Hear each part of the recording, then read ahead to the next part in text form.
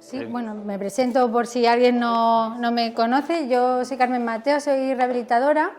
Estuve, que yo creo que es donde os conocía la mayoría, pues no sé, 15, 16, no me acuerdo cuántos años, en la Jiménez Díaz, haciendo rehabilitación infantil y de adultos.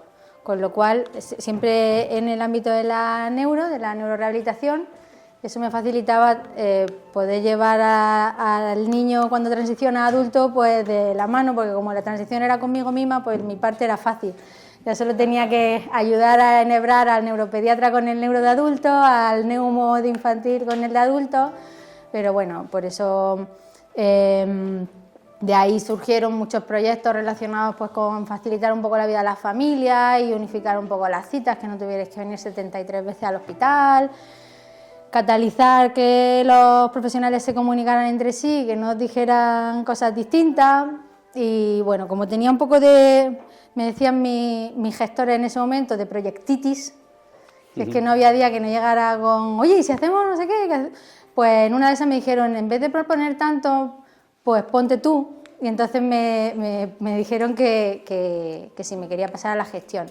Entonces hace ya, pues va a hacer 4 años, que me dedico a la gestión. Estuve 2 años en una posición mixta, seguía de rehabilitadora y en dirección, y ahora ya hace 2 años que estoy en la dirección médica de un hospital. Como no me puedo desvincular de la clínica porque me apagaría como una vela, porque me gustan los pacientes, me gusta la familia, me gusta estar en contacto con vosotros y es lo que más me gusta hacer, aunque ya le estoy cogiendo el tranquillo a la gestión, pues siempre no lo he dejado nunca, ¿no? Siempre he tenido, ahora pues mi actividad de jornada completa es la gestión, pero siempre he mantenido la actividad asistencial. Y ahora pues estoy con Sergio en La Salle, aunque no hemos perdido el contacto nunca, porque siempre hemos estado ahí pues comentándonos casos y echándonos una mano el uno al otro, pero ahora es mi jefe en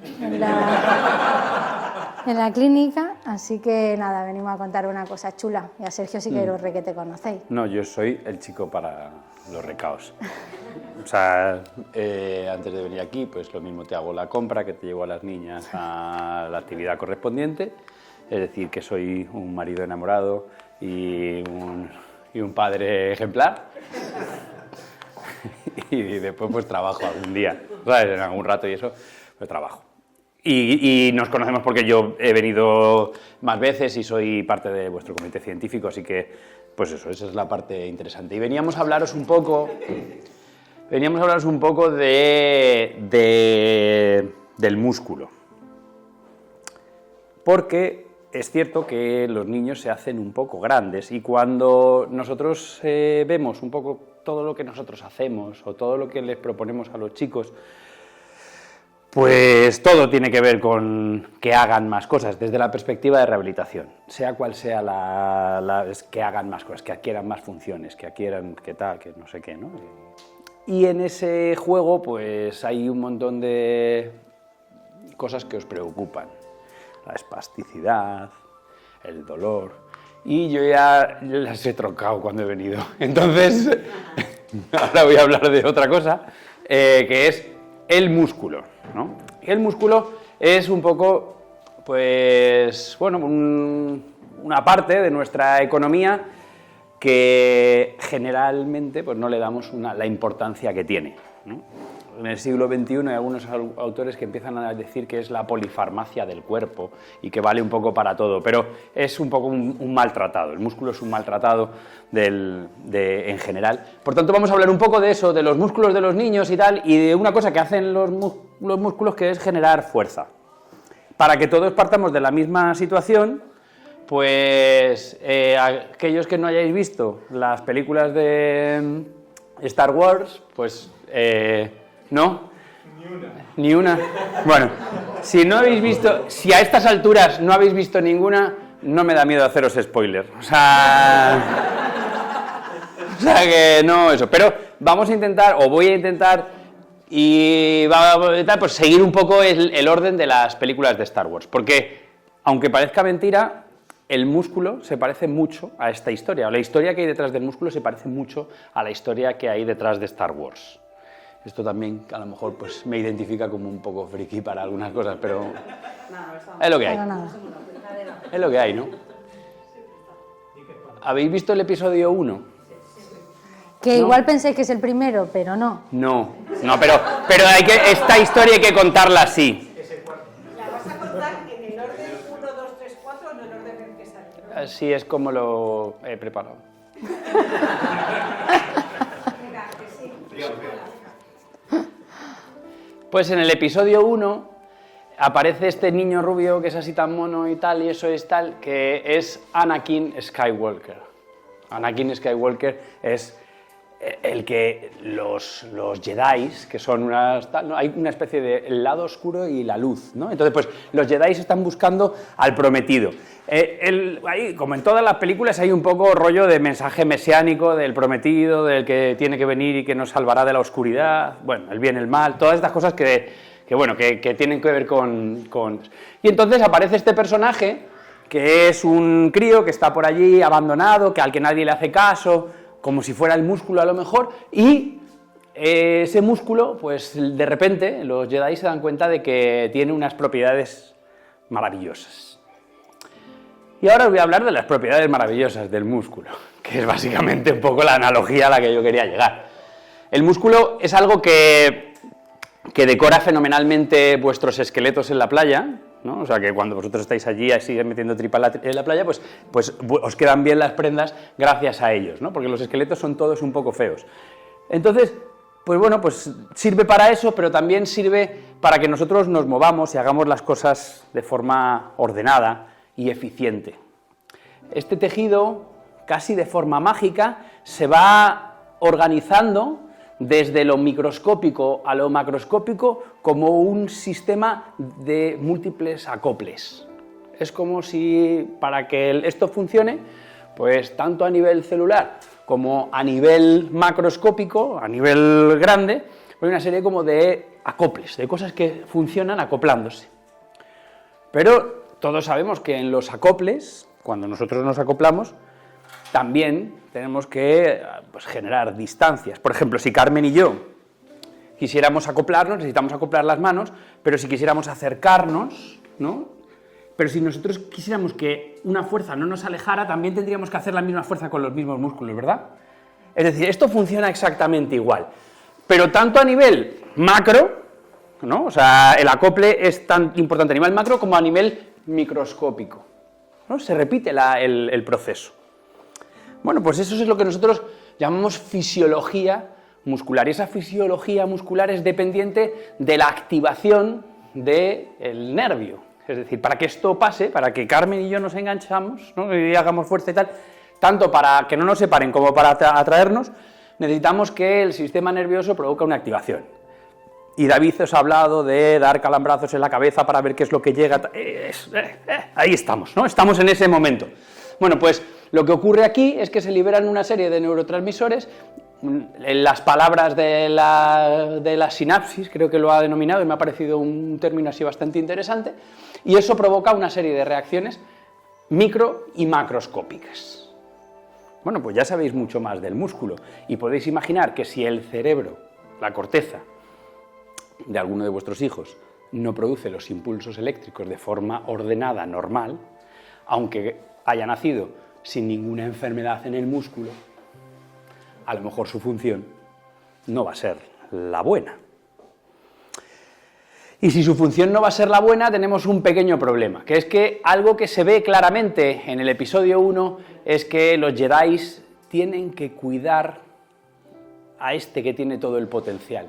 Le tienen que enseñar, le tienen que mimar, porque si no, crecería en su pueblo y se haría, pues yo qué sé, lo que sea menos Jedi.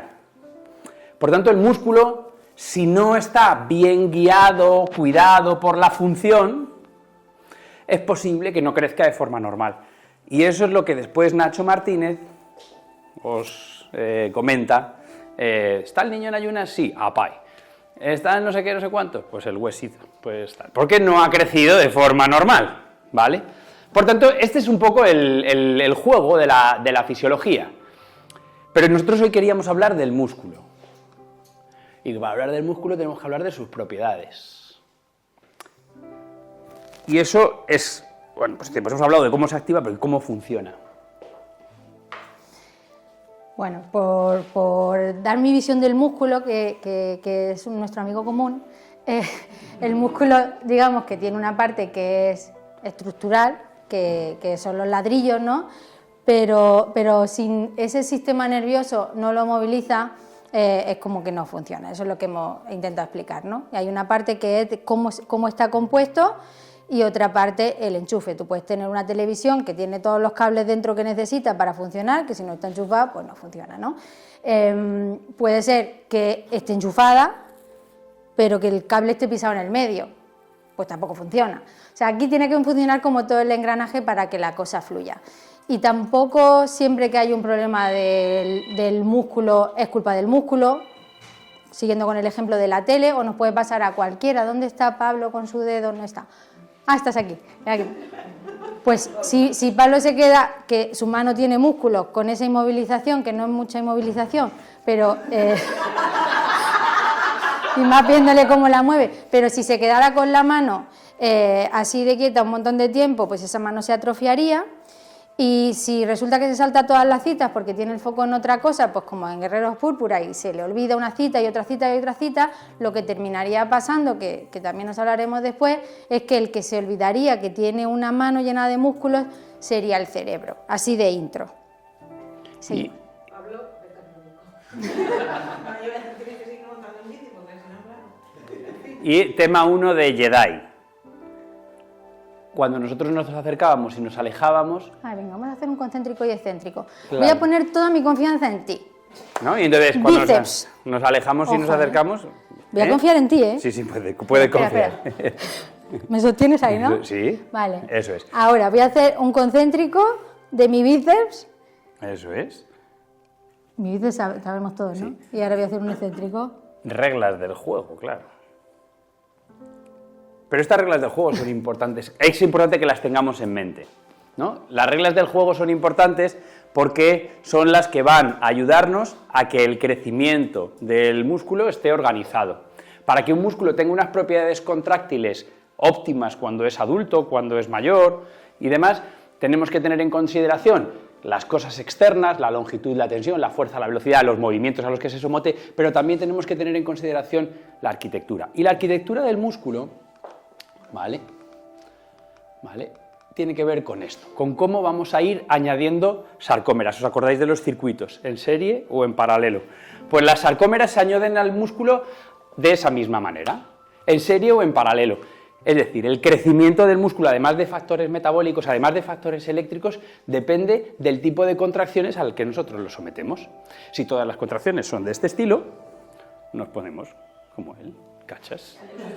Pero si queremos que los músculos sean más largos, y yo no voy a hacerlo de subir la pierna porque el cable está corto, ¿no? Pero si yo quisiera músculos largos tendría que hacer otro tipo de estímulos, otro tipo de adición de sarcómeras. Por tanto, si tú apuntas a tu hijo a una actividad en la que hace muchas contracciones concéntricas, es posible que el niño gane mucho músculo, ¿no? De una manera. Sin embargo, si le apuntas a una actividad en la que haga muchas actividades excéntricas, va a ganar músculo de otra manera.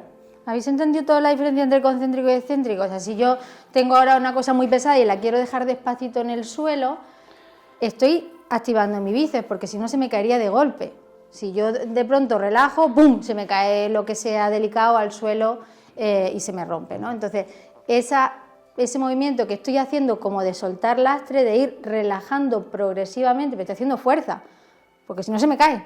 Esa fase de vuelta es la fase concéntrica. De hecho, ahora, pero no solo en vuestros hijos, en cualquier sitio donde hagan entrenamiento que llaman funcional, porque llaman entrenamiento funcional, porque ponen mucho énfasis en la fase excéntrica. De hecho te dicen, ayúdate con la otra, me da igual cómo hagas para la fase concéntrica, y pone el foco en la excéntrica, en la de volver despacito, porque es lo que elonga el músculo, pero lo fortalece también. Lo que pasa es que es un músculo pues como el de las bailarinas, ¿no? Que es un músculo largo, fuerte, grácil.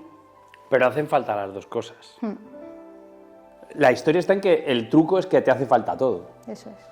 El truco es que, bueno, pues si las cosas son normales y hacemos una vida normal con actividad física normal y tal, le vamos metiendo carga a esto, mediante el juego en la infancia, mediante la actividad física en el adulto, le vamos metiendo, simplemente por hacerlo, estímulos de todo tipo. El problema está en que nosotros cuando vemos a los niños, vemos que los músculos no han crecido ni en serie ni en paralelo. Y creemos que lo que le falta al niño es estímulo. No creemos que sea una cuestión solo de que haya una enfermedad específica en estos niños, en el músculo. Que puede que haya algunos niños que tengan una enfermedad específica a nivel metabólico y entonces tendremos que pensar en otras cosas. Pero en muchos de los peques, por lo que sea, puede ser por desuso, puede ser por las horas de hospitalización, puede ser por el motivo X, podéis poner el que queráis, los estímulos son diferentes. ¿Y qué es lo que hay que hacer cuando los estímulos son diferentes? Pues hay que intentar hacer las cosas un poco forzadas. Eso se puede llamar terapia, ¿no? O se puede llamar entrenamiento, ¿vale? Entonces, bueno, pues yo me voy a ir adelantando un poquito y aquí tenéis ejemplos con gráficas de qué es lo que pasaría si yo tengo un músculo con un grosor grande o con un grosor pequeño, o qué es lo que pasaría si tengo un músculo con fibras largas o con fibras cortas.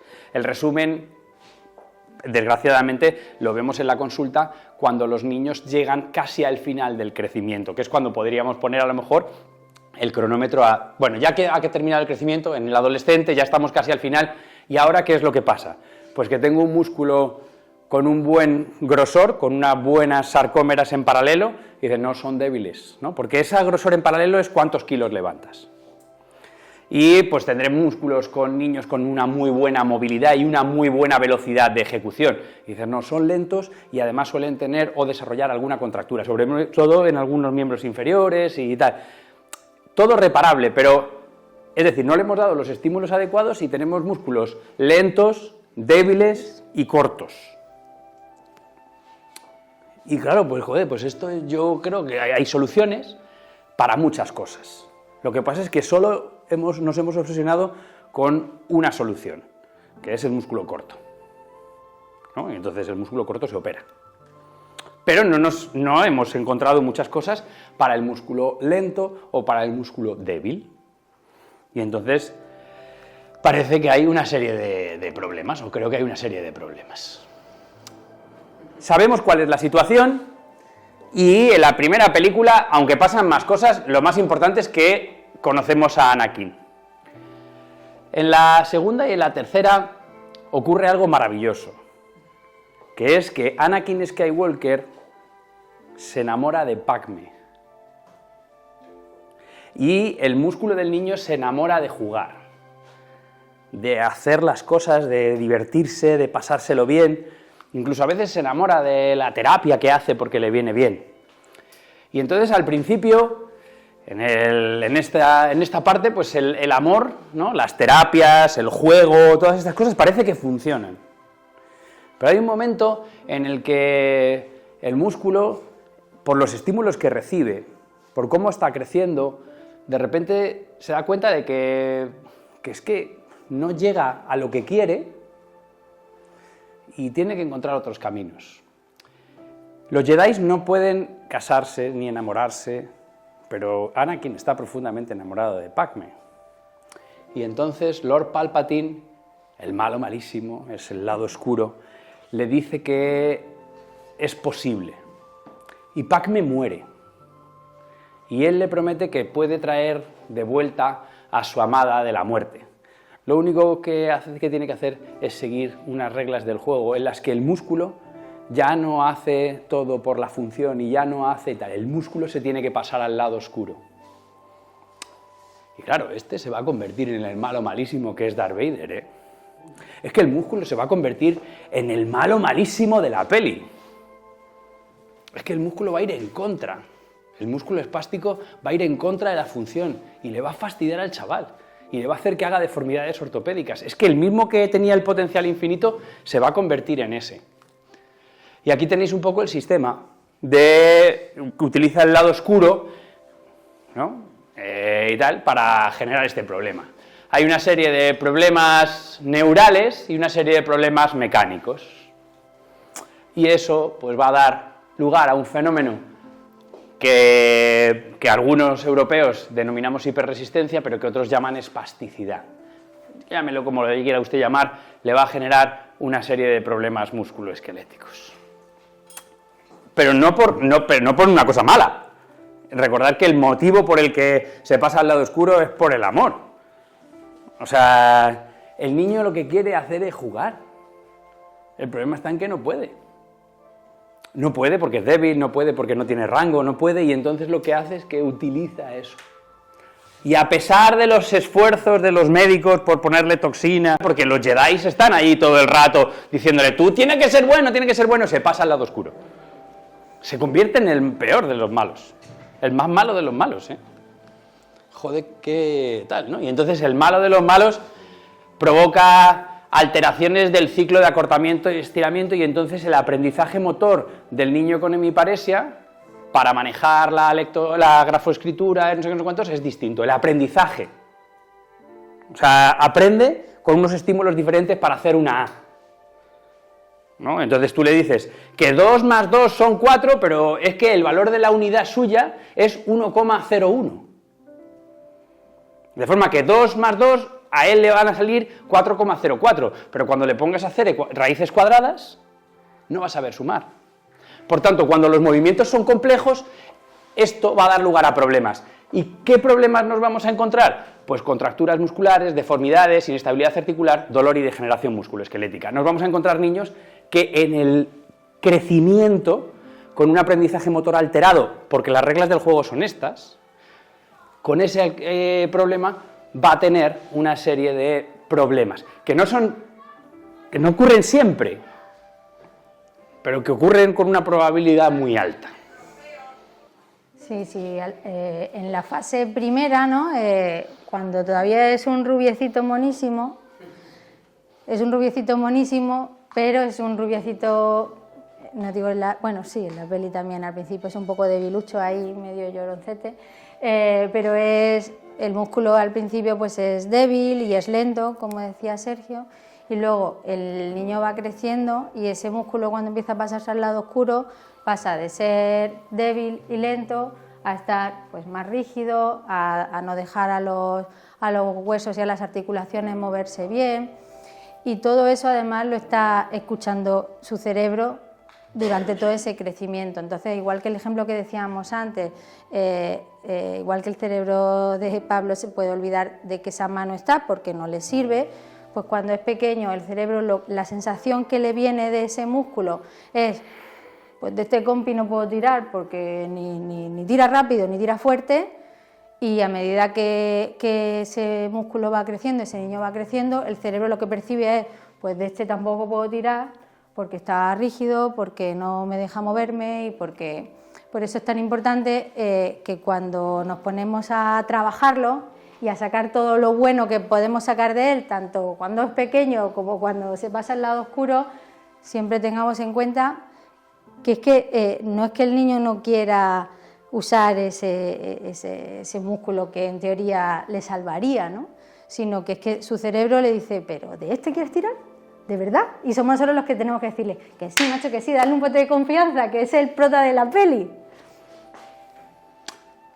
Pero, bueno, todas estas cosas que estamos viendo al final le llevan a ser diferente, ¿no? Aquí tenéis un estudio muy bonito del grupo de Lieber con microscopía electrónica, en el que vemos que las características de estos dos tejidos, sin ser expertos, son distintas, ¿no? Y de repente el músculo es distinto, ¿no? O sea, el que podía ser un Jedi es que es distinto.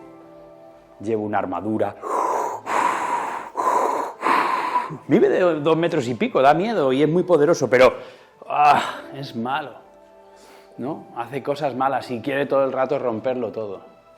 El músculo desarrolla una enfermedad específica que podríamos denominar sarcopenia del músculo espástico, que es distinta a la sarcopenia del adulto mayor, que es distinta a la que te ocurre cuando te pones un yeso porque que deberías de ponerte, pero no se lo queríamos decir, pero llevamos pensando. Pero vamos, que es distinta a esa sarcopenia inducida por la inmovilización. Es una sarcopenia que tiene que ver un poco con un estímulo eléctrico diferente, es una sarcopenia que tiene que ver con una matriz extracelular diferente, es una sarcopenia que está inducida porque el niño está creciendo en un entorno diferente, el niño es diferente, las reglas de juego son diferentes, y eso va a generar un problema en el músculo que es diferente a otros problemas, y no podemos abordar como cuando te quitas el yeso, después de habértelo puesto, por ejemplo, ¿no? O sea, no lo podemos abordar igual, hay que abordarlo de forma diferente.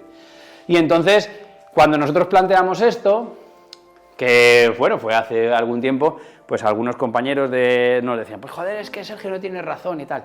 Y lo que pasa es que la literatura te da la razón, y ya sabéis, antes hablando decían, ¿y por qué no hacen lo de las ejes con inteligencia artificial? Yo lo he apuntado ahí para preguntárselo, pero ya... A mí también me ha dado apuro, digo, pobre. Pero, claro, pero, dice, bueno, pero...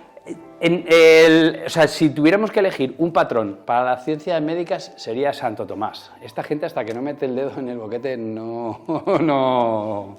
Entonces, tienes que tener un montón de evidencia que soporte esto de que tú estás diciendo de que el músculo era el Anakin Skywalker y que ahora está mal. Y el problema está en que la evidencia tarda en producirse. Y lo que nosotros hemos ido viendo a lo largo del tiempo es que conforme vamos estudiando el músculo espástico con ecografía, nos damos cuenta que el grosor, el volumen, el ángulo de penetración de las fibras, todas estas características de la arquitectura muscular cumplen con esa hipótesis que estábamos planteando al principio, pero necesitábamos comprobarlo con resonancias magnéticas, con ecografía, en cohortes muy grandes. ¿Dónde se miraba el músculo?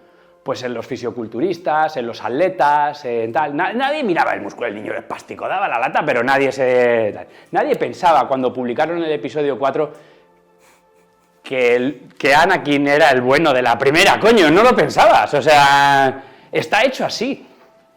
Por tanto, cuando nosotros nos ponemos a estudiar el músculo del niño con parálisis cerebral, vemos que para funcionar utiliza el componente pasivo, es decir, la envoltura del músculo y el tendón para ser funcional. Como soy lento, como soy rígido, voy a decirle a mi cerebro que busque estrategias. Y voy a coger una cosa que tiene un poquito menos de reactividad y menos propiocepción, que es este tejido conectivo, para responder.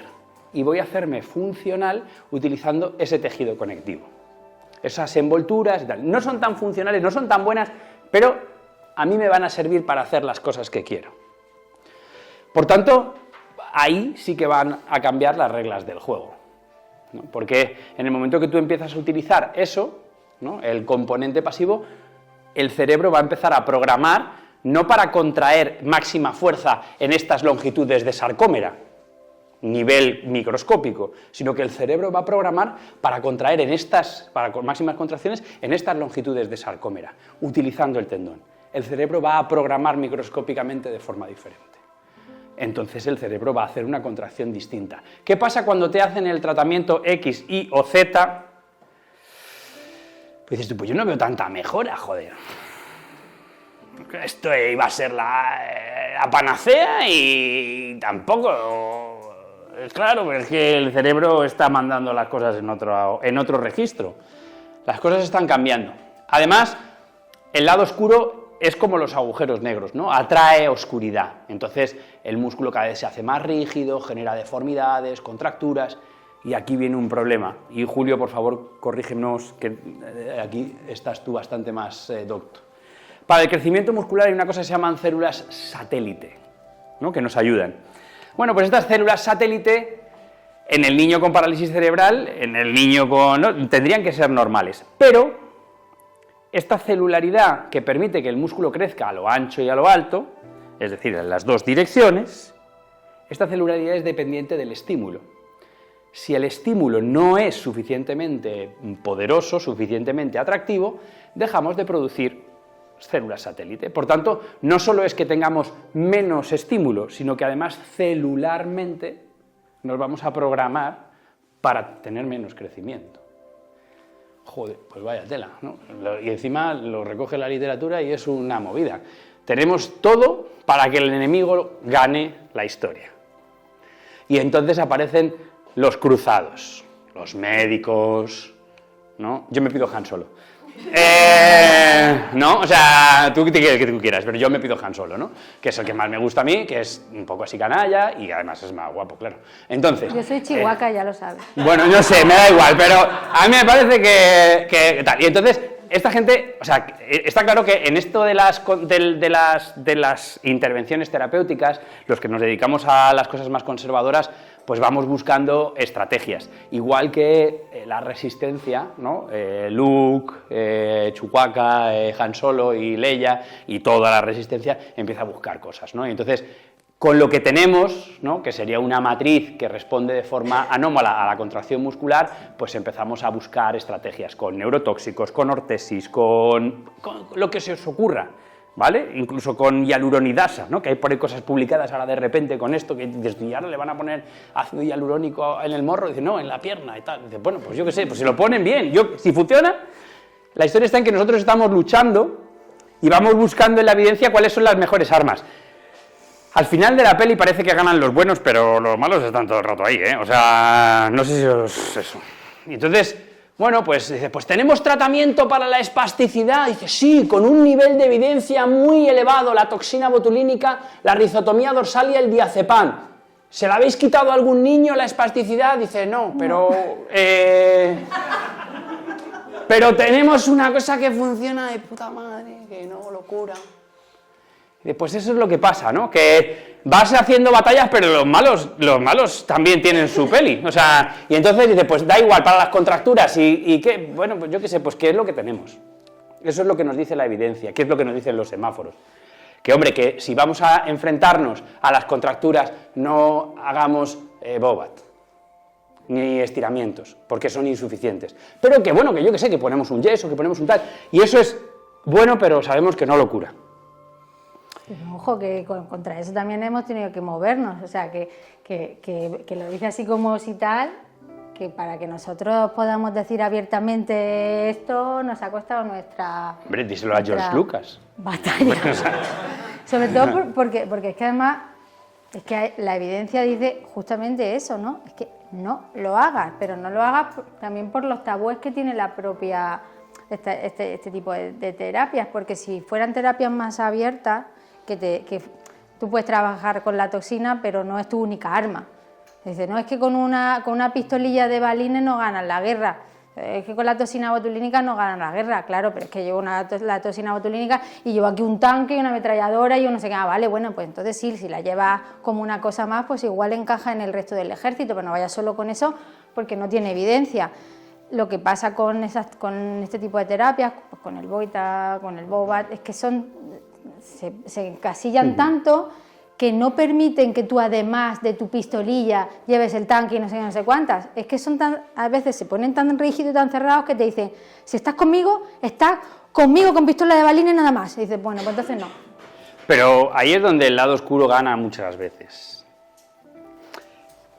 Las películas, el episodio 4 y el episodio 5, la guerra de la galaxia, hasta no sé qué, parece que ganan, pero después el malo sigue estando ahí. ¿Por qué parece que ganan? ¿Por qué hay al final una cosa que, uy, que parece que estamos ganando? Pues porque es que da la sensación de que parece que estamos ganando. Batallas, pero la guerra es mucho más complicada. La guerra es más bestia, ¿no? Entonces, de repente, pues dices tú, ¿y si opero a mi hijo? No es una cosa que te vaya a pasar en el dedo. O sea, no... O sea, que no es una cosa que dice, joder, es que claro, esto sí que es un tanque y tal, y si opero a mi hijo, dice, bueno, pues parece que mejoran los chavales después de la cirugía, y parece que tal, ¿no? Claro, pero que fijaros lo que pasa después de la cirugía, ¿no? Sabéis que yo he estado muchos años en una casa en la que se promueve, y soy muy pro, ¿no? Pero fijaros lo que pasa después de una cirugía. Los peques entran con un problema en la marcha, imaginaros, la marcha normal son 100 puntos en esta escala, entran con menos de 60 puntos, les hacen una cirugía a los 6 meses, le llevan casi a los 75 puntos, es decir, joder, que estos mejoran un montón, no están de 100, pero oye, pero mejoran un montón, pero después empieza a pasar el tiempo, a los 9, a los 12, y claro, cuando tú haces el estudio aquí y comparas pre con post, esto te sale más de 5 puntos y te sale estadísticamente significativo, por tanto puedes decir que al año están mejor, pero cuando tú miras así un poquito de lejos la historia dices tú, oye, el lado oscuro está bajando allí los resultados, yo lo estoy viendo, no sé si vosotros lo veis también, pero aquí hay un problema. Como esto siga para abajo, no tal, es decir, solucionamos el problema, ganamos la batalla, después no tal, me cago en la mar. Y entonces tenemos que pensar que estamos luchando en este escenario, ¿no? En un escenario en el que el músculo, el niño, trabaja en un registro celular diferente. Y entonces pues vamos a intentar, ¿no? Y si nos planteamos que el músculo fuera la fuente de los problemas y que la debilidad fuera el objetivo a abatir, ¿no? Y dices tú, bueno, yo tengo cosas que no me permiten hacer entrenamiento de la debilidad. Y dices, bueno, pero tengo tratamientos que me permiten acceder a eso. Pero tienes terapias que te dicen, no fortalezcas, Bueno. nunca jamás. Por eso restan y por eso no tienen evidencia, porque no te permiten trabajar ese músculo. Lo podríamos hacer con Juego de Tronos y entonces podríamos poner las cabezas de esas terapias en picas. A lo mejor un poco violento para una asociación de padres, pero también, o sea, pero a lo mejor... Bueno, no, vale. Yo no voy a hacerlo con Juego de Tronos, que tal. La historia está en que estamos ganando batallas, pero en ese ganar batallas, pues estamos ahí que vamos viendo que el ganar batallas es complicado, ¿no? Como esto no se lo creían todos mis amigos que hacían cirugía, hicimos este estudio. Fijaros, ya tenéis el ojo entrenado a las electros, que es mucho peor que esto. Esto es la cinemática de un tobillo. O sea, esto es un tobillo andando, ¿no? Entonces esto es cuando el tobillo entra en el suelo, cuando hace así, cuando se pone de punta, que es este punto. No, pues este es el tobillo. Este es el tobillo del niño antes del tratamiento, es decir, el niño se pone un poquito de puntillas cuando está con el pie apoyado a la pata coja, ¿no? Y este es el post del tobillo. El niño mejora, se acerca a la línea negra. El niño está mejor, ¿no? Entonces, familia, traumas, rehabilitadores, neurólogos, todo el mundo, ole, ole, ole, Ignacio, you're the one, tal, todo el mundo, ¿no? O sea... Y yo lo publico con él y digo que los resultados son buenos, en conclusiones, que estoy aquí, no te creas que tal, o sea que... Lo que pasa es que cuando tú te pones a analizar los resultados de lo que has publicado y lo que has dicho, que es fenomenal, de repente dices, mejora la cinemática, no mejora el momento articular y no mejora la potencia. Mejora la visual de la marcha, pero sigo teniendo un músculo débil. El problema del lado oscuro sigue estando allí. Hemos ganado esa batalla, pero seguimos teniendo el problema de la potencia de ese músculo, de la capacidad de generar fuerza de ese músculo. Y entonces el imperio contraataca. Y claro, ya se saben un poco la movida y claro, dice, bueno, pues espérate que no te voy a dar donde te la sabes, ¿no? Y entonces el imperio contraataca, pues nos dice que, bueno, pues que como sabe que no hacemos muchas cosas de fuerza, pues que nos va a dar pero bien duro. Y entonces, después de esa historia, la cosa empieza a caer. ¿Qué nos pasa a nosotros? Pues que igual que en el imperio contraataca, ¿vale? Fijaros que el imperio contraataca es en el que ellos tienen la estrella de la muerte, pero después... Eso, vale. Bueno, pues nosotros planteamos algo muy interesante. Cogimos una cohorte de niños con 12 meses operados, ¿vale? Que estaban en caída libre, y les propusimos que hicieran un grupo de entrenamiento de la fuerza para comprobar estos resultados. Y fijaros que la rampa de subida, esto se mide en estadística con una cosa que se llama la D de Cohen, que es el tamaño del efecto. Y ahora no me puedo permitir lo de decir que el tamaño no importa. Sí importa, claro. Entonces tenemos la misma D de Cohen que aquí, más o menos. Es equivalente la pendiente. ¿Qué pasa si hubiéramos cogido esto y lo hubiéramos puesto aquí? Joder. ¿Y si hubiéramos cogido esto y lo hubiéramos puesto allí, cuando el niño era más pequeño? Claro. Igual nos habríamos ahorrado. Claro, igual no hubiera caído. Igual, yo qué sé, ¿no? Igual Vete no tú a saber. Igual no le habríamos operado, es que ni siquiera No lo sé, no lo sabemos.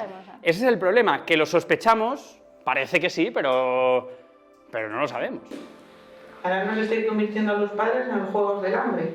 Ahora estamos todos aquí pensando... No, para nada, para nada. Esto es lo de siempre. Nos decís, más pequeño. No es buscar conflicto, pero es que a mí... O sea, yo voy, mi hija nace con un daño cerebral, vas al fisio, al que te toca, haz boita. Ahora boita parece que la he matado. No. Aparte de los gritos que pegaba, parece que la he asesinado. Voy a ser sincero. Ahí hicimos mal. Lo que te recomendamos eso. Sí, puede ser. Sí Ya puede está, ser. no sabíamos que eso era malo. Y ahora no sé qué, y ahora, joder, Pero no lo sabíamos. ya. No lo sabíamos. O sea, no sabíamos. No sabía que me hiciese fuerza, si no lo que apuntaba. Claro, pero no lo sabíamos. Si es que el problema está en que las cosas las vamos sabiendo, pero no lo sabíamos. Pero esto es igual, es decir, toda la medicina pasa así. Antes al principio te operaron las rodillas por detrás. Te operan por detrás las rodillas y esa rodilla no se vuelve a mover. Es decir, esto avanza, tampoco te puedes culpar por algo que no sabía nadie. No estoy culpando, yo pero... la parte que digo es que no Sí, lo sí. digo por ellos, No, no, personalizándolo, hacer fuerza. Y vas a Nacho y Nacho regala bisturís con las galletas. Más o menos. Es que es verdad. O sea, es que aquí todos vamos a lo Porque lo que le llega es una evolución de un músculo que ya está en el lado oscuro. Hay que luchar contra el lado oscuro. Pero dices, yo tengo un niño con mucha espasticidad, haz fuerza, no puedes. Tienes que ponerle toxina.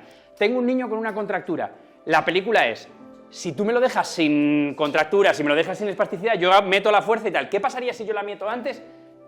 Esas son preguntas que están muy bien para un foro con padres, pero evidentemente son preguntas de investigación. Y ya os he dicho que las preguntas de investigación en algunos cerebros se dan, pero después hay que demostrarlo. Porque sí que es cierto que sería una osadez por mi parte no tener evidencia sólida y empujaros en esa dirección. Yo creo que esto es así, pero mi convicción personal, ética, es que hasta que no tengamos estudios no podemos hacer afirmaciones de ese calado. Yo ya me he equivocado diciéndole a un niño que haga boita, no me voy a equivocar diciéndole que haga otra cosa. Yo ahora sé que en los adolescentes tengo buenos resultados, pero no sé lo que pasa con 4 años. Yo, hasta que no tenga resultados, no voy a hacerlo. Recuerda lo de Santo Tomás. ¿Y qué pasa si esto lo descubrimos dentro de 15 años en estudios? Pues que habrá 15 años de gente que no esté haciendo las cosas correctas, pero es que las cabezas funcionan así. Y sería una osadía que no tuviéramos esa cabeza, que no lo hiciéramos así.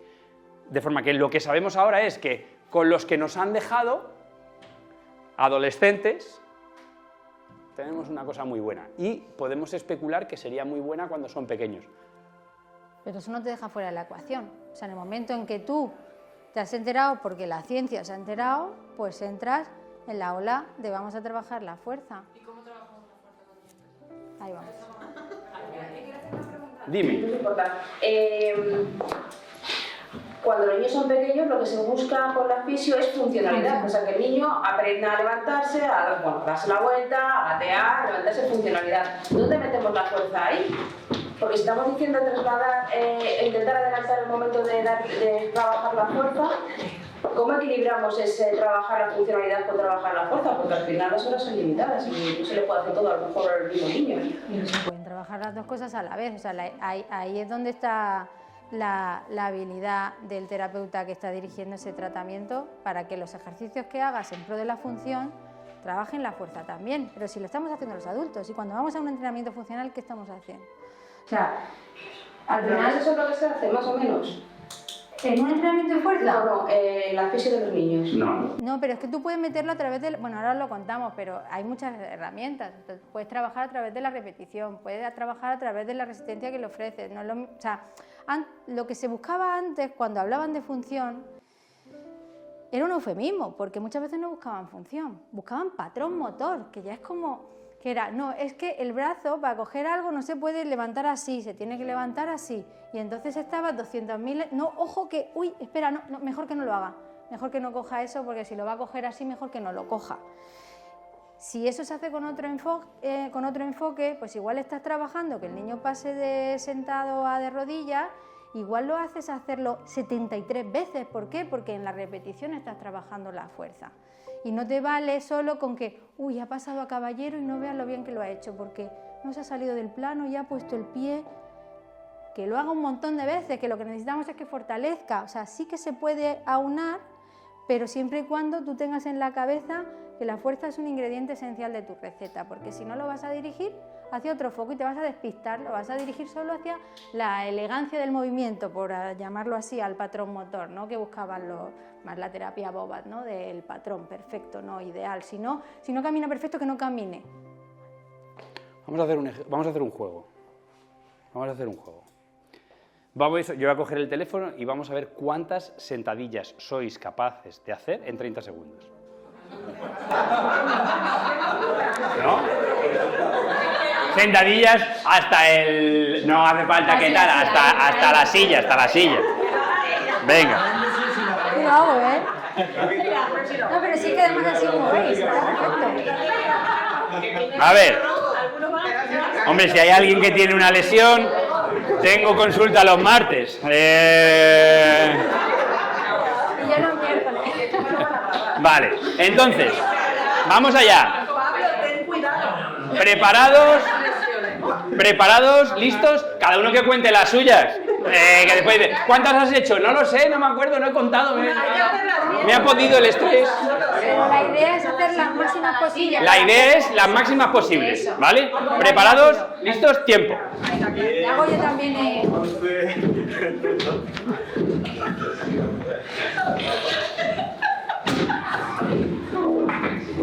Lleváis 10 segundos. Una señora que ha tenido un infarto.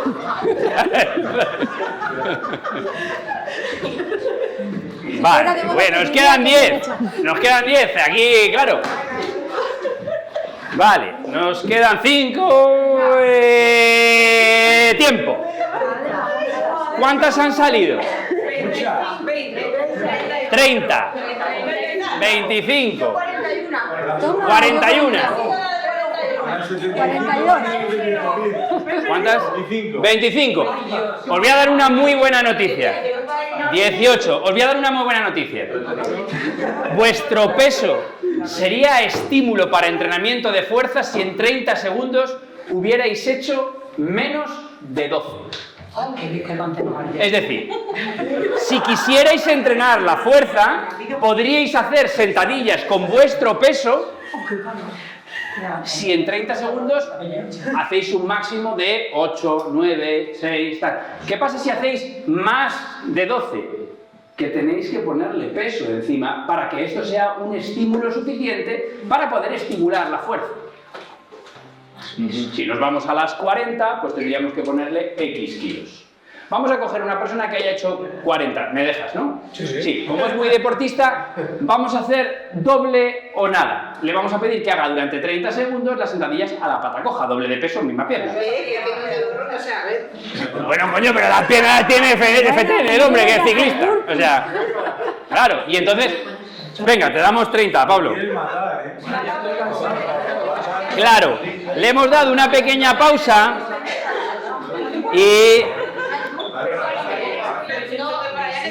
Eso es. Tiempo. Puedes, yo te doy si quieres. Bueno, déjale. Además, si te agarras fenomenal. No, pero no está echando peso, es para que no se apoyen aquella que Eso al final verás.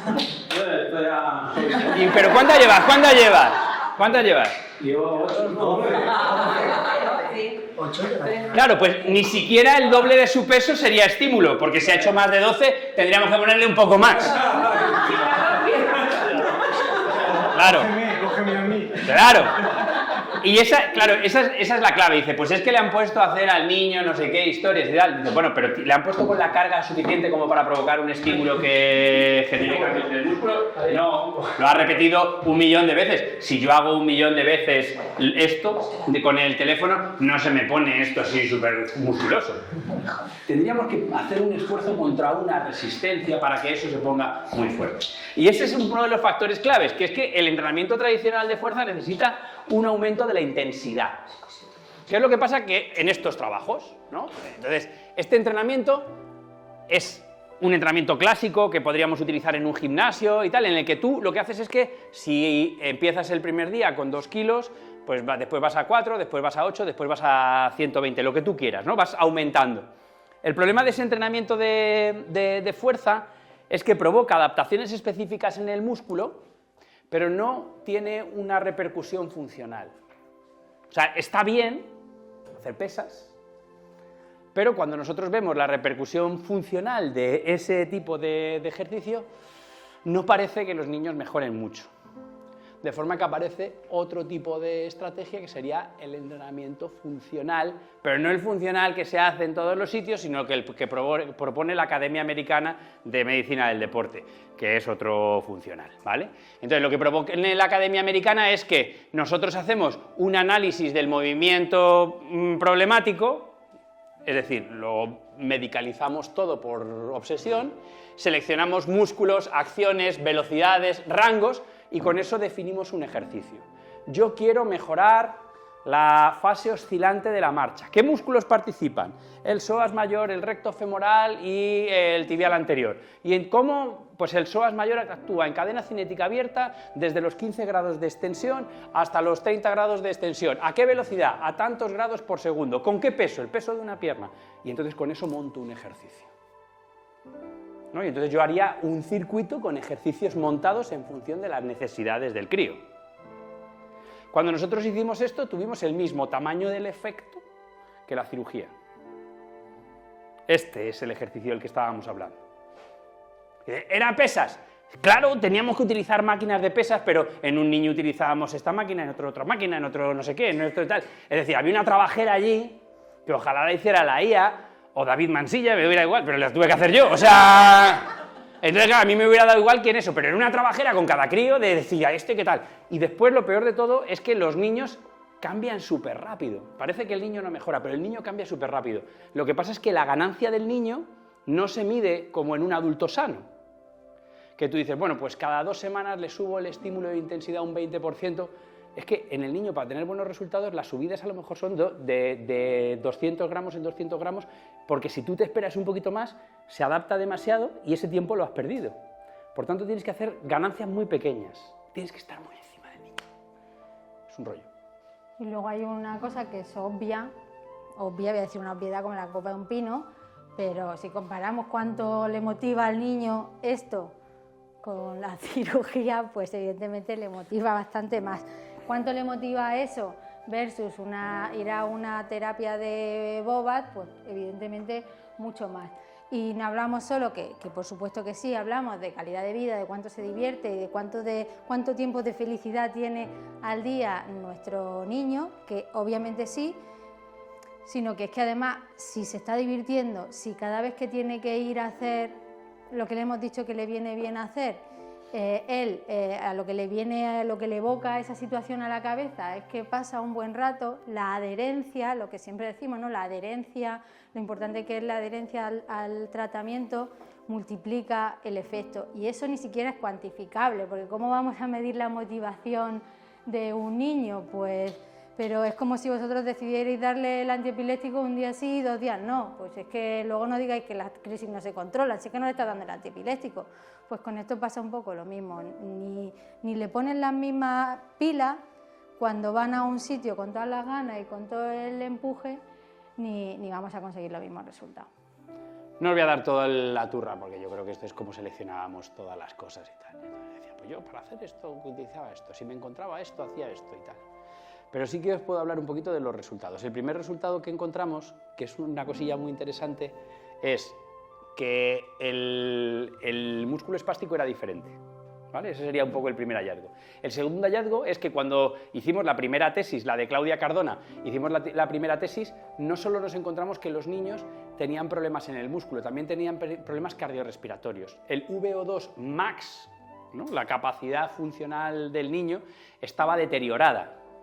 De forma que los adolescentes, que nosotros introducimos, insisto, todos los trabajos están hechos con adolescentes porque es la corte que nosotros tenemos. ¿Pasaría lo mismo con niños? No lo sé. El VO2 max de los adolescentes estaba muy reducido.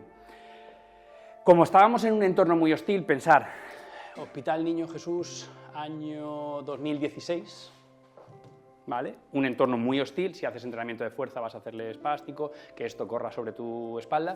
Utilizamos en este trabajo que hicimos en la tesis de Claudia con Avery, utilizamos un criterio que nos recomendó este americano, Avery Feigenbaum, ¿no? Que es un señor, nos dijo, utilizar el criterio del VO2 max para blindar la intervención, para que nadie le pueda decir a los padres que vuestra intervención va a generar problemas y tal. Y entonces, cuando vayáis a la sesión clínica a presentar los candidatos, presentar que vais a hacer un estudio para mejorar el VO2 max. Porque el VO2 max es un predictor de cuántos años vas a vivir. Esto, muy mal usado, quiere decir que tú tienes un VO2 max en un adolescente reducido y va a vivir menos años que tal. Pero pues es que eso es jugar un poco a... Claro, pero teníamos que blindar nuestra intervención para que nadie le dijera a las familias eso a lo que estás llevando a tu hijo le va a generar una cosa mala, porque eso les iba a generar que no vinieran, falta de adherencia, problemas. Lo que decían, la fuerza aumenta la plasticidad, eso vosotros lo habréis vivido, os lo habrán dicho en algún momento, que no, fuerza, que aumenta. Entonces lo que hicimos es coger estamos haciendo una cosa para mejorar el VO2 max. Que después esto, viendo un poco la esperanza de vida, no es tan desacertado, pero nosotros no lo hicimos por eso, lo hicimos por una cuestión de blindaje. ¿Qué es lo que pasa cuando haces entrenamiento? Pues los resultados de ese trabajo son muy bonitos, porque cuando haces entrenamiento aumenta el VO2 max, por tanto podemos decir eso. Pero además aumentamos la fuerza, aumentamos algunas escalas funcionales, pero no tuvimos una mejora funcional importante. En el otro estudio, este es el estudio inicial, entrenamiento clásico de fuerza. En el otro que hicimos sí que tuvimos una mejora muy importante sobre la marcha. Por tanto, el entrenamiento tradicional mejora ciertas cosas, pero no tiene impacto sobre... Otros tipos de entrenamiento que se empiezan a utilizar y que pueden ser interesantes es hacer que en lugar de entrenar la ecuación fuerza igual a masa por aceleración, esto seguramente pinta, ¿no? No. Sí. Debería, ¿no? O sea... Sí. Masa por aceleración, una de las cosas, si yo quiero mejorar la fuerza, una de las cosas es aumentar la masa, es decir, le pongo pesas, es lo que hemos hecho, le he doblado el peso. Pero otra opción sería jugar con las aceleraciones, con la velocidad de ejecución. Y ahí tenemos un problema en el niño, un problema grande en el niño espástico, ¿no? El problema grande del niño espástico es que cuando yo hago las cosas a velocidad, aparece ese reflejo alterado y no puedo moverme bien. Por tanto, podríamos utilizar este tipo de entrenamientos de potencia en niños que no sean muy espásticos y puedan aumentar la velocidad como criterio para no aumentar el peso, o en niños tratados con un neurotóxico, que entonces pues, sería una posibilidad. Por tanto, vemos que casi todos los trabajos te dicen, pues bueno, pues cuáles serían un poco las características, pero si nosotros nos quedamos con un entrenamiento de 3 días a la semana, 8 o 10 semanas, con esas características, vemos que tenemos unos cambios a nivel muscular, visibles en la ecografía, y una serie de cambios funcionales, sin necesidad de aumentar el peso, simplemente aumentando la velocidad de ejecución de la tarea. Subir escaleras, bajar escaleras, sentadillas, arrastrar objetos, velocidad, carreras. Y esto, la velocidad nos induce a las terapias grupales y a la competición. Ese es el factor crítico para poder introducir el juego con iguales. Jugar al cuánto levantas es muy difícil, pero jugar al cuántas veces, cómo de rápido, es mucho más sencillo. Por tanto, podemos utilizar el criterio peso, pero también podemos utilizar el criterio competición. Ramekers y colaboradores, que es un tipo belga, Eugène, ¿no? Que es un tío al que merece la pena ir a verle trabajar porque es muy majete.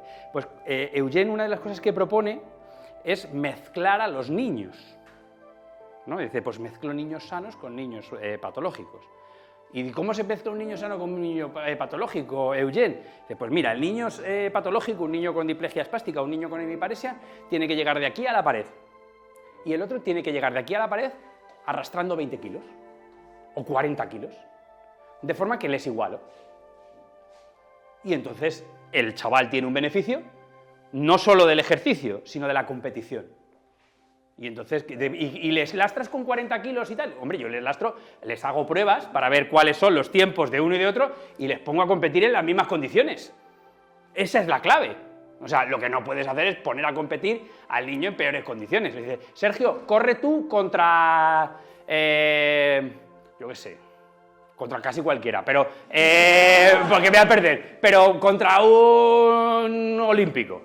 Pues voy a perder siempre, vaya mierda, ¿no? Ahora, ponle al olímpico un lastre, ¿no? Y entonces a lo mejor me motivo, entonces a lo mejor me sirve. Pero también le sirve al otro, ¿eh? No solo me sirve a mí. O sea, que no esto lo estoy haciendo ejercicio yo y a mi hermano le estoy jodiendo. No. A mi hermano le está sirviendo como ejercicio. Y entonces lo que propone él es que esto no puede ser terapia, es que esto es una actividad extraescolar, cabrón. Esto no es terapia. Tiene efectos terapéuticos, pero en el momento que yo estoy haciendo beneficios para la infancia, esto es una actividad extraescolar. Bueno, pero ahí es donde la cosa se vuelve divertida, porque es verdad que la evidencia la tenemos en adolescentes, pero es que es en la adolescencia donde se vuelven más competitivos, donde estas cosas les molan, donde se divierten más.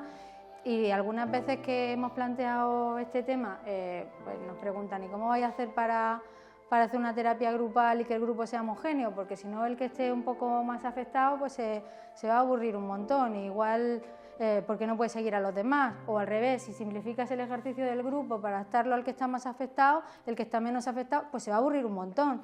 Pues depende, porque ahí es donde sí que es terapia. Del momento en el que hay unos profesionales detrás que dicen, pues este necesita un lastre de 40 kilos, este de 30, este de 20, ahora podemos trabajar de esta manera y ahora podemos trabajar de esta otra, para que todos saquen el beneficio, pero individualizando cada uno su participación, es donde una extraescolar se convierte en una terapia, pero que es divertida, que tiene buena adherencia, que tiene una evidencia.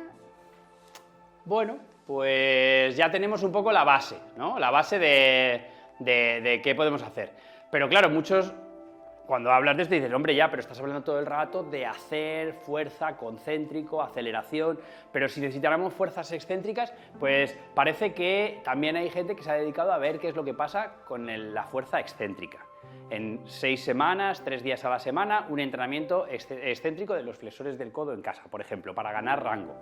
Y lo que se dan cuenta es que, bueno, pues que el trabajo excéntrico viene en miembro superior, viene en miembro inferior, como en este trabajo o con este niño que veis aquí arriba, provoca una serie de adaptaciones, de cambios en la arquitectura muscular, que son las que pone en el libro. Es decir, es verdad.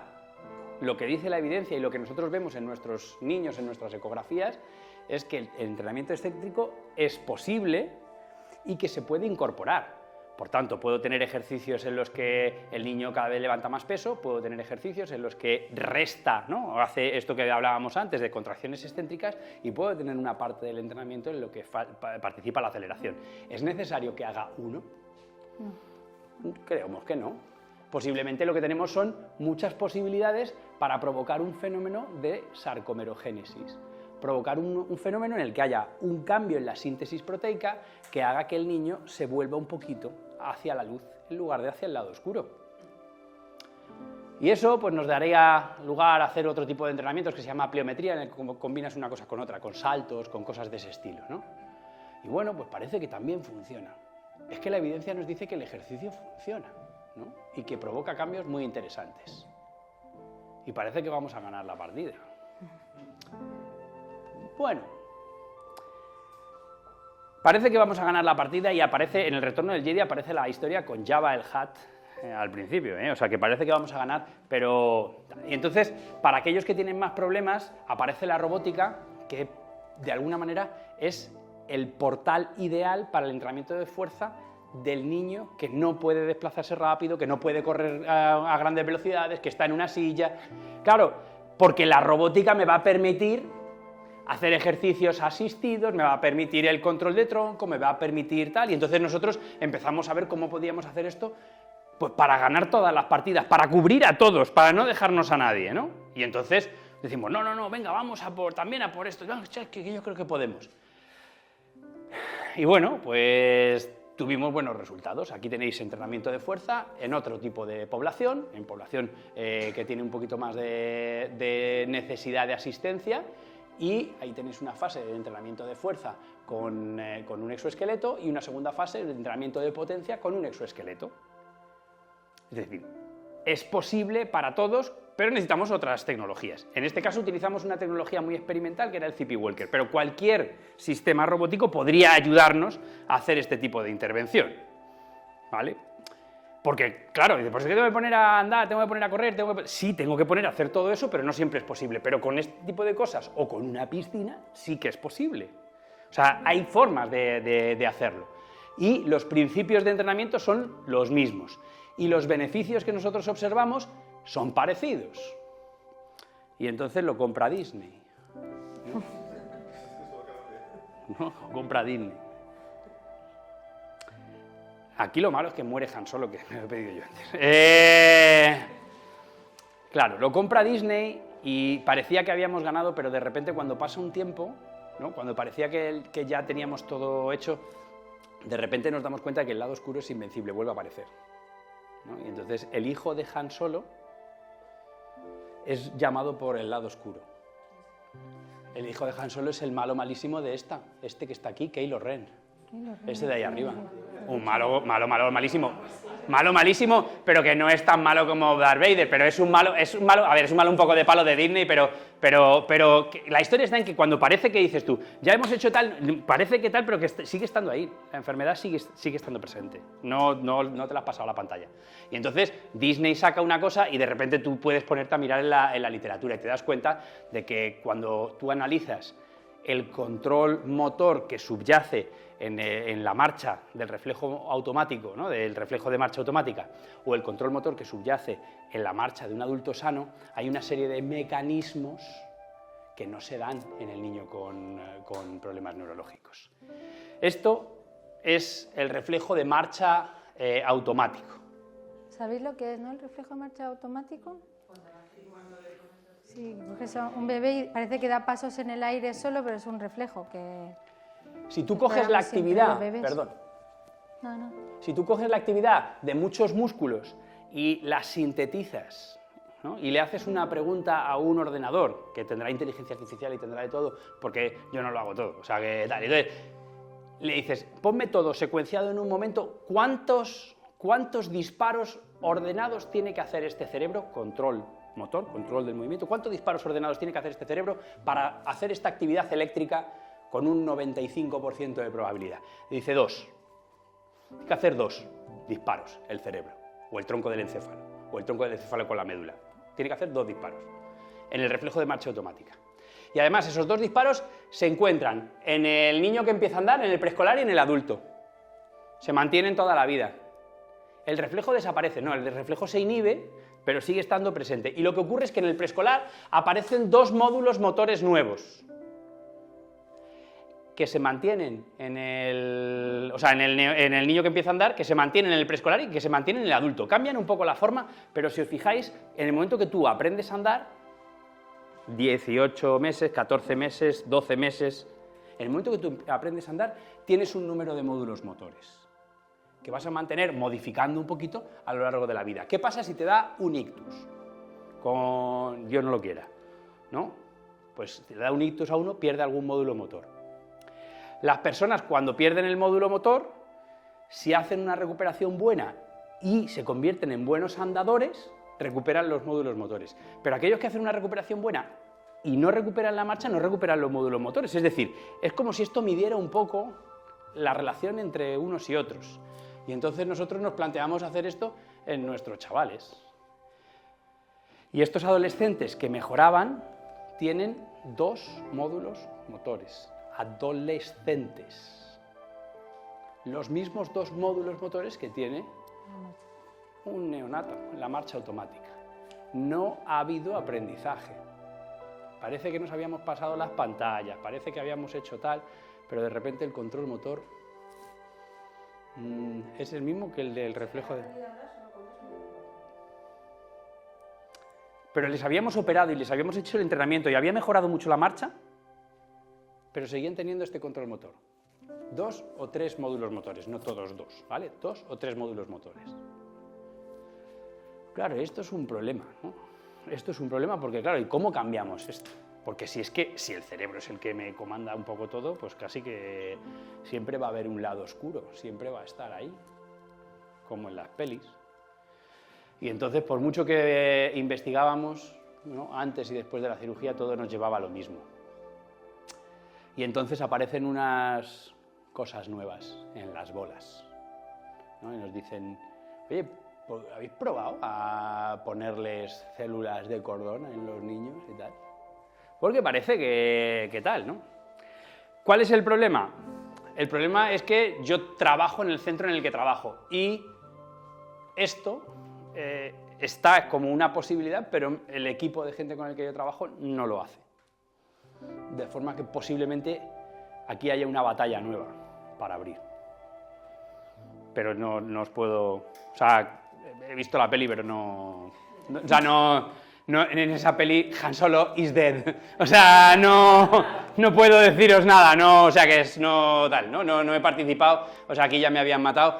Y es cierto que parece que puede ser una opción, ¿no?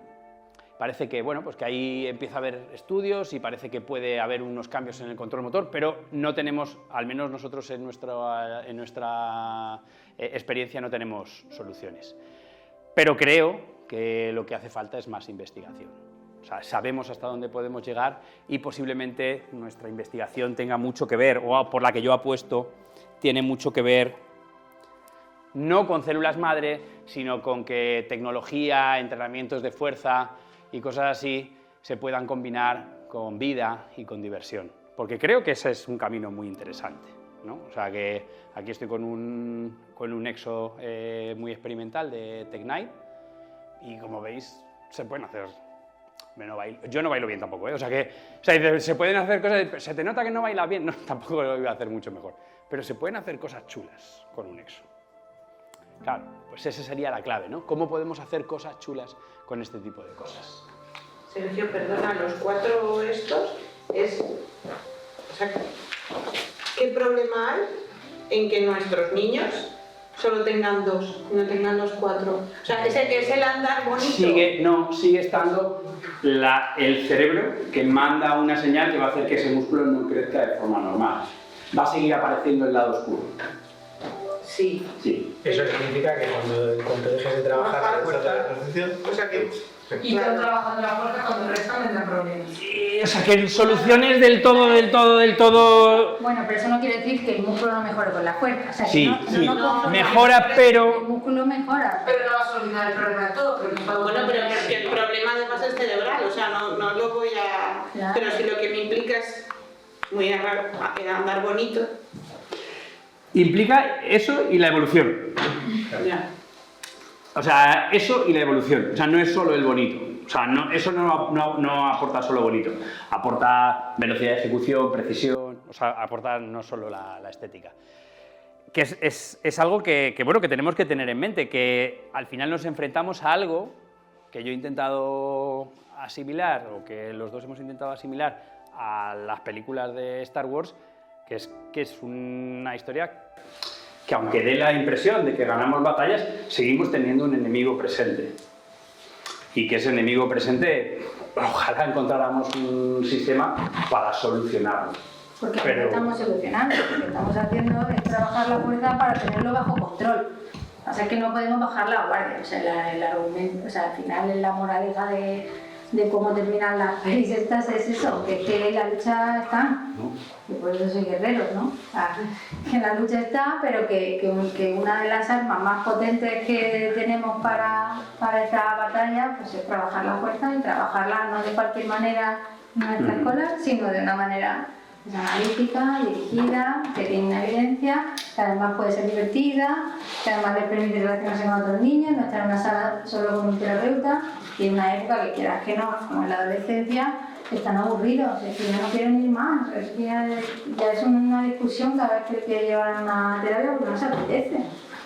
Pues si la vivencia que tienen trabajando la fuerza, pues es que se lo pasan bien y que están entrenando, que es un poco lo que hablábamos, ¿no? Cuando comentábamos el tema de intentar, pues eso, que los niños se pasaran de hacer terapia a entrenar, es que hasta la parte verbal del asunto, de cómo se lo cuenta, de cómo se lo planteas, es otro rollo. Es que tienes una adolescente que está de hacer terapia hasta los pelos, pero que tiene que seguir haciendo cosas porque el enemigo está ahí, porque no está solucionando las cosas, sino que está peleando continuamente. Entonces hay que contárselo y de una manera que le atraiga, que además sirva para algo, que no le está vendiendo la moto, ¿no? Pues lo que le cuentas es, Bueno, tienes un poco que esto parece estada de los atunes, y tú vas a ir a entrenar. Pero un niño, para que el entrenamiento de fuerza sea efectivo, tiene que tener una carga muy alta, ¿no? Pues cada uno la suya. Pero digo, sí, una carga muy alta para cada uno. Y los niños les motiva de verdad a hacer ejercicios a fallo, porque al final es un poco... Claro, lo único que nosotros no vamos a hacer fuerza máxima a 2 repeticiones. Vamos a hacer normalmente series de fuerza entre 8 y 12 repeticiones, con un criterio normalmente de velocidad y un 60% de cumplimiento. ese sería un poco el criterio de cómo montar el programa. ¿Vale? O sea, ¿qué es lo que le voy a pedir? ¿Perfección en la ejecución? No, 60%. ¿Que mueva la carga en las 12 repeticiones? No, en el 60%.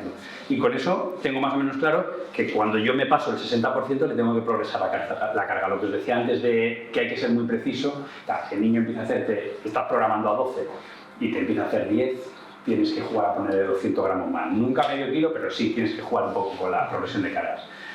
Vamos a trabajar siempre con una línea de fuerza-resistencia más que una línea de fuerza máxima, fallo, etcétera, etcétera. Aunque hagamos pruebas para calcular las cargas en las que a lo mejor vayamos a sacar 3, 4 repeticiones porque le estamos poniendo peso, pero eso simplemente para poder hacer la prescripción. Y después vamos a buscar ejecuciones motoras posibles. Hay cosas que son muy difíciles de hacer con un TRX y si eres hemipléjico. O sea, entonces lo que hay que hacer son ejecuciones motoras posibles. O sea, ¿te valen todos los ejercicios que salen en las revistas? No, hay que seleccionar muy mucho los ejercicios que haces. Porque no valen todos, o sea, no puedes hacer todos.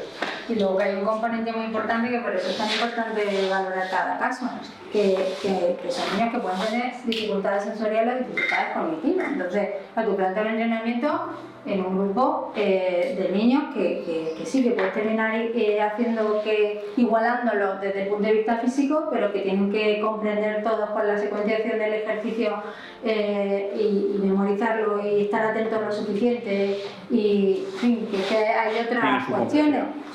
Y también cada uno está en su momento, porque pues eso, igual hay uno que en un momento dado pues le acaban de poner la toxina, igual tiene un enfoque concreto y está trabajando de una manera y la toxina va subiendo el efecto y cuando el niño está intentando mejorar, la toxina llega a su punto máximo y hay que adaptárselo sobre la marcha. Por eso cada caso tendrá todas... O sea, tiene que tener toda la valoración conjunta, ¿no? De cómo está en general, ¿no? Cognitivo, sensorial, su capacidad motriz, su capacidad perceptiva, en fin, que ahí hay muchas variables. Los ejercicios de fuerza se siguen combinando con toxina, yesos, todo eso hay que mantenerlo, no suple el deporte a la toxina. No. Claro, que depende de cada caso, o sea, cada caso no hay una sustitución. No sustituye porque es lo que decíamos, o sea, tú puedes llevar una pistolilla así con la que no vas a ganar, con la toxina así de pistolilla no vas a ganar, pero si vas acompañado, pues igual la batalla va de otra manera. Esto es más tanque. Entonces no se trata de quitar el tiempo de intervenciones, por ejemplo. Sí, o valorar también qué pasa, porque en el momento, o sea, la toxina te ayuda a que ese músculo no esté en ese momento con esa tensión que te está restando posibilidades, pero igual, una vez que ese músculo está preparado el terreno para trabajar la fuerza, pues igual no hace falta. Que puede pasar cualquier cosa. Es que, bueno, a mí me ha pasado hoy, no sé si es con alguno de vuestros hijos, que infiltras una toxina yo qué sé, en febrero y de pronto llega el verano y dices, ¿y si no pongo la siguiente dosis? Porque es que este niño en verano lo da todo en la playa y no sé cuántas, y no sale mal. Y te has saltado una dosis y llega después del verano que ha estado descalzo dándolo todo en la playa, que si hubiera sido en otra época del año en el que el niño está más dentro de casa porque en su barrio además no sale mucho y no sé cuántas, pues no te la puedes saltar. Entonces, ahí hay una parte que también es muy importante, que haya comunicación con el médico que lleva el caso y que sea el que le pone los yesos, que le pone la toxina o lo que sea, para decirle, mira, está en un programa de entrenamiento, estamos viendo esta evolución, pensamos que igual convendría no poner la siguiente dosis porque estamos en este punto y nos confundiría y no sabríamos cómo está yendo el entrenamiento. Pues para eso estamos, ¿no? Para contactar y decir, te saltas la siguiente, porfa, que estamos haciendo alguna cosa. ¿Cómo se está acogiendo esto? O sea, yo entiendo que esto lo hacéis en la Salle, ¿no? Lo de adaptar... Tenemos niños que hacen, no tenemos grupo. Vale, Claro, tenemos niños que hacen, no tenemos grupo, no hay grupo. Vale, pero ¿qué me refiero? El resto, o sea, quiero decir, aquí hablando de Madrid y fuera de Madrid, como esto se está... Si lo piensas, esto se está, en ciencia todo se está. En ciencia todo se está. Es de las intervenciones sanitarias menos rentables que he escuchado en los últimos 10 años. Es muy difícil que una persona que tenga una clínica quiera empezar a palmar pasta así sistemáticas. Esto es palmar pasta. Esto es palmar mucha pasta. Tú un entrenamiento lo haces por una cuota de gimnasio, no lo vas a hacer a sesiones. Bueno, pero creo que muchos de nosotros, o sea, nos lo cobran las sesiones, lo que no funciona.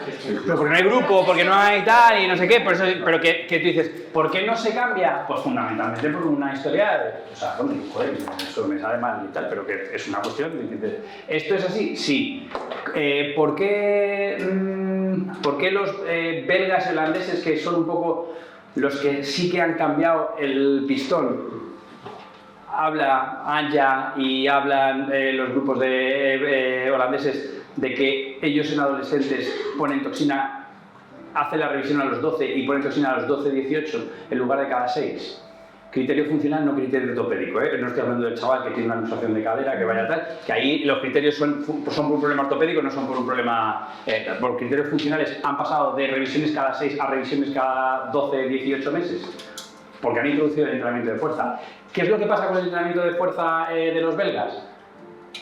Es que, yo qué sé, porque tienen una sociedad que es distinta, unos sistemas que son distintos. Yo qué sé, yo sé que Ramekers trabaja con una legión de peña que está haciendo un máster y no sé qué, no sé cuántos, y dice, ¿y cuántos hay profesionales aquí? Dice, no, aquí hay yo. Lo demás, uno está haciendo el máster, el otro el doctorado, el otro no sé qué, no sé cuántos. Y esa gente pues está allí trabajando. Tú le dices aquí a un estudiante de doctorado que se quede una tarde a ver a unos kids, le dice, ¿por cuánto? ¿Por qué? Porque culturalmente somos distintos. O sea, esto es así. O sea, culturalmente somos distintos. ¿Cambia las cosas? Sí, cambia las cosas. Vale, y mientras que llega, ¿qué podemos hacer que parezca? Grupos de ejercicio. O sea, bueno...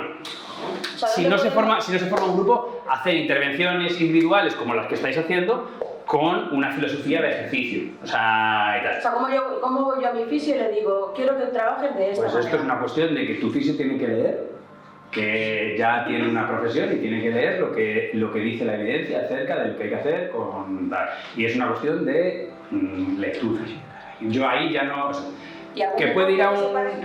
Claro, yo iba a preguntar si hay algún deporte que ayude a este entrenamiento de fuerza, que ahí sí hay el tema, el elemento competición lo tienes, ¿no?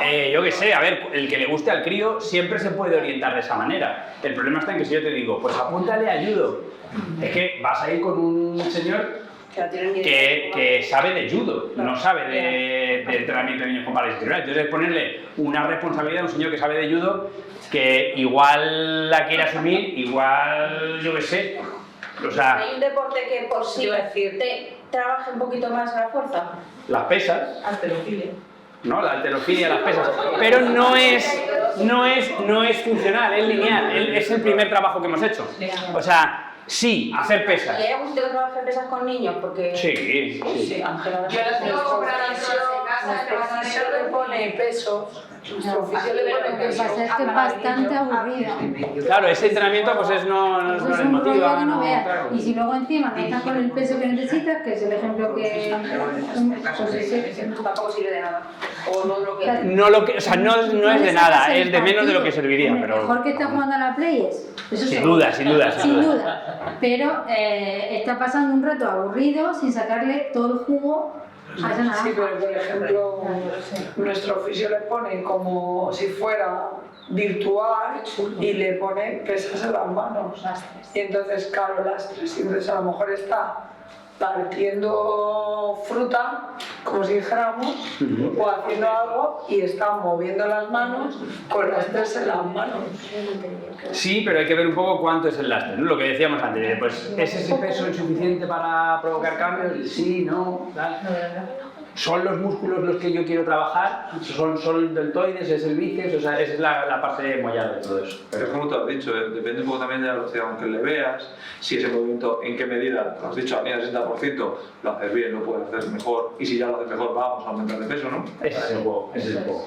¿Y un listado de papers para mi fisio, por favor? Sí, te puedo dar de ejercicio de fuerza, o sea, te puedo pasar el Traffic Light System y el metaanálisis de... pues si tú lees el metaanálisis de Javi, el de Toledo, que es de hace un par de años, y tienes, o sea, que ya te digo, con que te leas 2, de ahí puedes sacar lo que tú quieras, o sea, que sí, o sea, hay un montón de... Me parece que... Sí, claro, pero necesito niños, o sea, estoy dispuesto a palmar dinero. ¿Cuántos necesitas? No sé, un grupo mínimo de 4 o 5 críos. ¿Y cuántos tienes? No lo sé. Aquí tiene, ahí tiene. 2. Siempre tengo 2. No, y yo ya tienes para allá. Viene Julio. Viene Julio. Se anima. Bueno, ¿y a partir de qué edad se puede trabajar de esta manera? A ver, nosotros tenemos experiencia en adolescentes. ¿Se podría trabajar en cualquier crío? Pues, a ver, a mí me dice el corazón que sí. Me dice el corazón que sí, pero hasta que no tengamos números es que es muy difícil el aventurarse y tal. Entonces, donde hay experiencia, donde yo os invito y os empujo y os doy ánimo y tal, es en esa edad que es donde tenemos curva de experiencia y literatura que los soporta. ¿Qué pasará en niños más pequeños? Pues que será igual. Que será mejor, que yo qué sé. ¿A qué llamas adolescente? Adolescente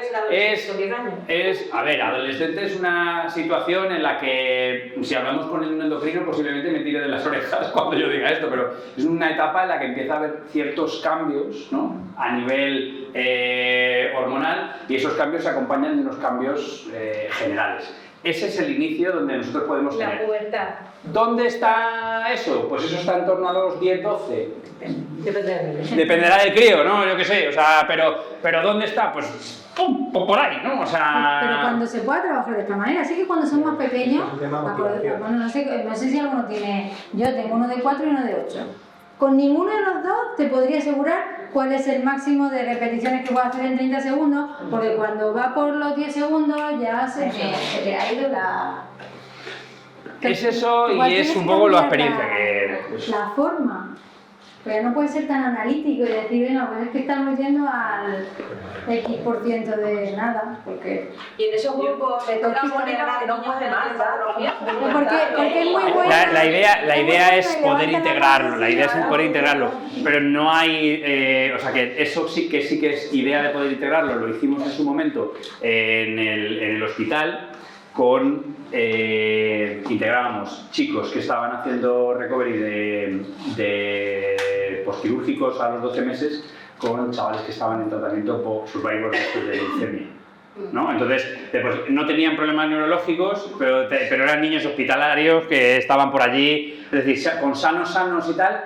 O sea, igual que lo hicimos con unos, posiblemente se puede hacer con otros. Es una cuestión de lo que parece un entorno hospitalario. Normalmente, o sea, cuando tú le dices al gerente o al director médico, me voy a llamar a un colegio para traer niños y tal, y te dicen, no me jodas. O sea... Pensando apuntar a los dos, porque así le engancha al otro también. No, pero que eso ya digo que es viable, es simplemente calcular las cargas y hacer un poco eso, es viable, está escrito en los grupos de otras personas. Y la experiencia que nosotros tenemos es con otros niños neurológicamente sanos, pero con patología, porque al final en un entorno hospitalario, o sea, meter niños sanos, o sea, si ya os han dicho que meter niños malos les cuesta mucho a los médicos, pues no, meter niños sanos, o sea, ya no hay manera. Vamos. Mónica, es tu turno.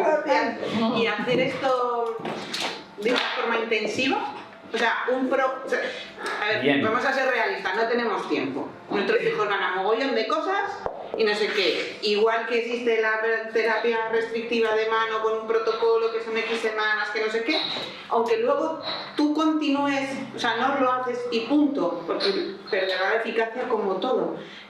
Pero que pudiésemos hacer un abordaje intensivo, aprovechando unas vacaciones o algo así, y luego que se continúe de una forma más laxa. Como todo es eso. Lo que dicen los trabajos va desde las 6 hasta las 12 semanas, es decir, que habría una cosa que se puede acercar al intensivo, de 6 a 12 semanas, con unos procedimientos que algunos hacen 2, otros hacen 3 días a la semana, pero nunca, o por lo menos no hay grupos de trabajo que digan 5 días a la semana, tal, no sé qué. Hay 2 o 3 días a la semana, algún grupo habrá de 4 seguramente, pero 2-3 días a la semana. ¿Se puede hacer en un periodo de 6? Sí. Claro que es una cuestión de... Y luego lo otro de lo que han dicho, yo a Sergio se lo he contado, hay una cosa que se llama relevo paralímpico. El Comité Paralímpico Español no hay relevo paralímpico y ha creado eso, que tú les llamas y te buscan una escuela de deporte adaptada para tu hijo. ¿Vale? Entonces tú les llamas, una chica muy maja te llama y le dices, pues es que le gustaría hacer fútbol, tenis, no sé qué, y te buscan clubs que estén buscando porque no hay, o sea, el Comité Paralímpico ha metido mucho dinero en que haya formación y que haya equipos paralímpicos de distintos deportes. Y yo tengo Y hay de todo. aunque sea un tiro en mi pie, que no lo sé, los también tienen esto en el disco duro. O sea, no. O sea, que no es. Lo saben todos. Por eso, que esto también lo tiene Guerreros en el disco duro. O sea, que. Y que yo les voy a ayudar. O sea, también lo tiene Guerreros, claro. O sea, que. Cuando hay muchísima espasticidad, ¿trabajáis también con la fuerza? Se debería. Se debería. ¿Qué pasa? Que posiblemente necesitas en paralelo un rehabilitador que te asista con un neurotóxico, con un antiespástico oral, dependiendo de la situación, ¿eh? O sea, necesitas a lo mejor un poquito más compaginar el tratamiento no solo con cargas frecuentes, ¿Me vas a sino con hacer el tratamiento completo? No sé. Es que ese es el tabú que en teoría ya debe estar la remontado. en la Jiménez Díaz, eso es que se la ponen. Pero... Es compaginar eso, porque posiblemente sea posible sin ningún problema. Lo que pasa es que pues, está muy despacio de, joder, pues vamos a tener poco rango de movilidad para hacer, pocas velocidades para ejecutar ejercicios. Es un factor limitante importante, pero yo creo que ahí el apoyo médico es crítico. O sea, ¿qué vamos a hacer? Pues vamos a hacer trabajo de tales grupos, de tales historias y tal, y normalmente los médicos, o sea, a ver, no todos son tan guapos y tan elegantes y tan estupendos como Carmen, pero normalmente te escuchan. O sea, algunos, bueno, yo qué sé, yo me llevo bien con algunos. La Gisela, la que tenía antes, que nos ha sacado porque nos han considerado mayores, o sea, siempre se negaba a leerse cualquier cosa que dijera la fisioterapeuta del niño. Pero también es cierto que si hay que pensar una cosa, o sea, si la gente ahora mismo elige el colegio de sus hijos, elige el partido político al que vota, elige con quién se casa, si se divorcia y tal. Pero el rehabilitador no lo puedes elegir. Sí, lo puedes elegir. Joder, ¿en qué mundo estamos? ¿Haces un corte de manga a quien sea? Lo que pasa es que es un puenteo, o sea, para elegir el rehabilitador, haciendo el puenteo. el puenteo, tienes que ir a través de otra especialidad. Sí, pero tú haces la libre elección de otra especialidad y la otra especialidad es la que te deriva a rehabilitación. Eso es. Pero si quieren, o sea, yo voy a, yo qué sé, a trauma, que no siempre se lleva bien con los rehabilitadores, o sea, Pues por eso hay que hilarlo y ahí yo espero que sirva para más de eso mi colaboración, desde luego cariño le pongo al asunto, pero hay una parte que es de la que te da vergüenza reconocer y nos da vergüenza no reconocerla, pero también somos bastante sinvergüenzas como para poder decirlo en voz alta, que sí que es cierto que cuesta que el rehabilitador le haga caso al fisio del niño, pero entre nosotros nos escuchamos un poquito más. Entonces hay una parte de función que yo tengo que a mí me usan mucho para decirle, díselo tú. Entonces yo cojo y se lo digo al rehabilitador que sea, oye, coleguita, que no voy a decir que estoy aquí con los fisios, que no, bueno, lo decimos entre nosotros y parece como que nos escuchamos un poquito más. De todas formas, te digo que hay un tema de divorcio, pues ahí que se puede, ¿sabes? Muy bien. Bueno, entonces, ¿cuándo empiezan a trabajar fuerza, hemos dicho? Yo, primero, mis Me has palmitas. dicho 4, yo te he puesto 4. 4 niños, pues bueno, entonces pues en octubre. Y si necesitas alguna madre, yo soy la que menos sentadillas he hecho tampoco. Te viene. Julio y tú y yo venís, ¿no? Y ya está. Fenómeno. Bueno, No me importa, gracias. Bueno, mil gracias. Gracias.